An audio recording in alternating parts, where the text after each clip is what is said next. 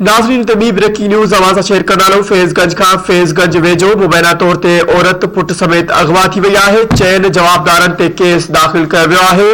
आम खबर है अवां शेयर करना वाक़े आगाह करना तो लतीफ़ राजपर हफीज़ बादल समेत चैन ॼणनि ते MC दाखिल कई वही है। अब्दुल्ला कलोड़े जो चवण है त हथियार बंदन ज़ाल ज़रीना ऐं पुट नदीम के अगवा किया है।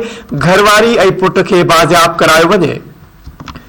ब्रेकिंग न्यूज़ अवां सां हिकु भेरो शेयर करना या ब्रेकिंग न्यूज़ नाज़रीन अवां शेयर करना फैज़गंज का फैज़गंज वेझो मुबैना तौर ते औरत पुट समेत अगवा थी वही। चैन जवाबदारन ते केस दाखिल कर वियो है।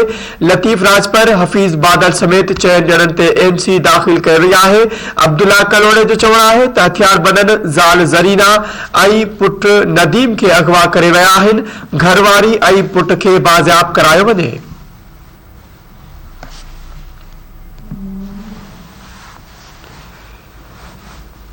नाज़रीन ब्रेकिंग न्यूज़ अवां शेयर कर रहा है शेयर करना फैज़गंज वेझो मुबैना तौर ते औरत पुट समेत अगवा थी वही। चैन जवाबदारन ते केस दाखिल किया वियो है।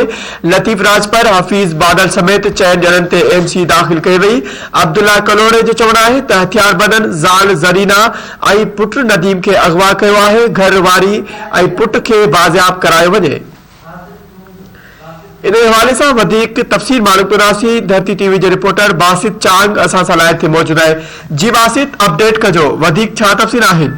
जी फैज़गंज बस शुरू है जिसे मुबैना तौर शादीशुदा औरत पुट समेत हथियार बंदन से अगवा थिया। मुबैना तौर अगवा थियल औरत ज़रीना जे मुड़स अब्दुल्ला कलोड़ो फैज़गंज थाने ते पुजी चैन जवाबदार लतीफ़ राजपर बादल राजपर हाफिज़ अल्लाह एक अनसुनेतुल मता MC दाखिल कराया थिया। MC दाखिल में जणायो वियो आहे त जवाबदार हथियारनि जे ज़ोर ते घर ते दाखिल थी ज़रीना ऐं संदसि मासूम पुट नदीम के अगवा करे विया आहिनि। ज़रीना ऐं संदसि पुट नदीम जे अगवा बाबति संदसि मुड़स अब्दुल्ला कलोड़ो